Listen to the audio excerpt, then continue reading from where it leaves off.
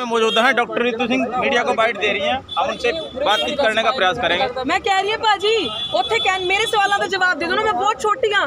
इन्हों ने मेरे ते टिप्पणी की सी कल दी आई। हुण इन्हां दा बंदा जिहड़ा गड्डी दे अगे बह के गया वो कह रहा कि 5 साल कित्थे सीगे तुसीं 5 साल जिन्हां लोकां नूं मार रहे सीगे ना उन्हां दे टप्पर नूं रोटी असीं खवा रहे सीगे गुरुद्वारियां 'च रोटी लैके जाके लोकां तो लिटरली लोगों के कपड़े लैके टल्ले कपड़े लीड़े तक उन्होंने घरे असीं पहुँचाया। 5 साल असीं ये किया जो फ्रॉड तुसीं कोरोना के नाम तो लोगों को ठग्या जो तुसीं किया ना दी सरकार बीजेपी की सरकार ने मेरे ते 8-8 पर्चे करवाए 229 दिन का धरना करके। रिस्पैक्टफुली मैं खड़ी सी तुहाडे सामने क्यों नहीं मेरे सवालों के जवाब दे के बाहर निकल गए मैनू देख के गए। हुण नैशनल पार्टी की कैंडीडेट हाँ दोनों पढ़ो दोनों की करते हैं। प्लीज साइड पे आ जाओ कोई नहीं साइड पे आ जाओ किसी जनता का राह ना रोको किसी आम पब्लिक नो ना करो। नैरेटिव की दसना हैगा बीजेपी कांग्रेस बीजेपी 5 साल तुसी शोषण कर लो फिर जब बीजेपी तो लोग अक गए तो फिर कांग्रेस आ जाऊगी फिर इन्होंने आपस से खेलना हैगा। एक national party Bahujan Samaj party वो काम करके दसदी है गल्लां नहीं करदी। तुसी तुहाडे सामने खड़ी हाँ 1.5 घंटे तो थले वेट करिए तुहाडी प्रेस कॉन्फ्रेंस 1.5 घंटा चली है। 1.5 घंटे बाद मैनूं उम्मीद सीगी एक रिस्पैक्ट होंदी है। मैं उस समाज की बेटी हाँ वाल्मीकि रविदास समाज जिहदा तुसी वोट लैके उत्थे पहुँचना है क्योंकि तुहाडे कोल जवाब नहीं हैगे। तुसी उन्हां दा रिजर्वेशन खाता तुसी ठग्या तुसी संविधान खत्म कर रहे हो 400 पार आएंगे तो संविधान खत्म। ठेकेदारी प्रथा कांग्रेस ते बीजेपी दोनों की देन आ। इस करके अज गरीब जिहड़ा वाल्मीकि तबका जिहड़ा पंजाब दा वो इन्ना तड़पिया बैठा है कि उहदे कोल नौकरी नहीं रोटी खाण नूं नहीं हैगी। चलो बस्तियां च मेरे नाल जाके देखो बस्तियां दे हालात की ने। बस्तियां च इन्ना माड़ा हाल है कि लोगों के घर दे बाहर निकलते ही नाली आ। देखो जाके डंपिंग जोन लोगों को स्किन दी डिजीज़ रैशिज।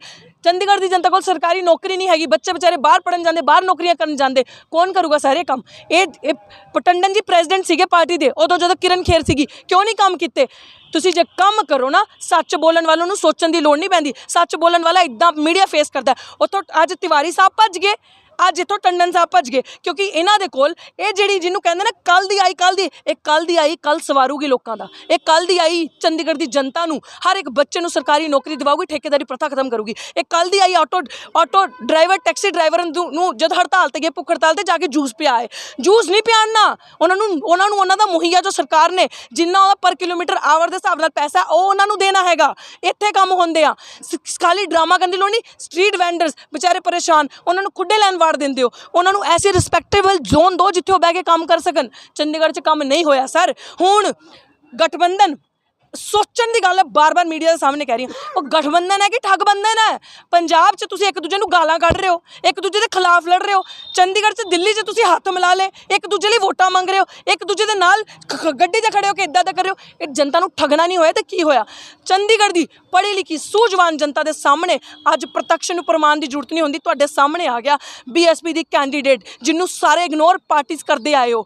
जे वो कहते कि भैन जी तुहाडे सेहत का की हाल है तिवारी साहब ने भी यही पूछा टंडन साहब ने पूछा तुहाडे सिर ते तराजू डिग गया सी। इहदा मतलब तुहानूं पता ना मेरे बारे इहदा मतलब तुसीं मेरे सोशल मीडिया राह खबर फिर तुसीं मेरे डिबेट का चैलेंज क्यों नहीं एक्सैप्ट किया कि दोनों एक दूसरे को डिबेट दे रहे हो। मेरी डिबेट एक्सैप्ट करो ना मैं आई ना मैं पूछांगी 10 साल दे हुण अंदर बह के तो बड़ा आसान सीगा 10 साल के वादे गिनाते भैया 10 साल की किता पिछे उहदा जवाब तो दे दो टंडन साहब तिवारी साहब 70 साल का रोला पाते इदा संविधान बचूगा। संविधान खत्म करके क्यों नहीं SC ST प्लान लागू किया क्यों ठेकेदारी प्रथा लैके आई कांग्रेस क्यों तुसी अज ठेकेदार टिन्नी चोरी करते गरीब बेचारे समाज के लोग उत्थे बह के मतलब तुसी हालत देखो उन्होंने ना ग्लव्स पान नूं हत्थां च ना कुछ मैला हत्थां नाल मैडम जी जो केजरीवाल की पार्टी है BJP है कांग्रेस है वो बाबा साहब की तस्वीर उठाए घूमते हैं लेकिन उनके समाज के नेताओं के साथ या उनके समाज के गरीब लोगों के साथ उनका व्यवहार कैसा जातिवादी रवैया रहता है और उनके अधिकारों का हनन करने का काम। यही मैं आपको बता रही हूँ कि ये मार्केटिंग जो बाबा साहब की फोटो के आगे फूल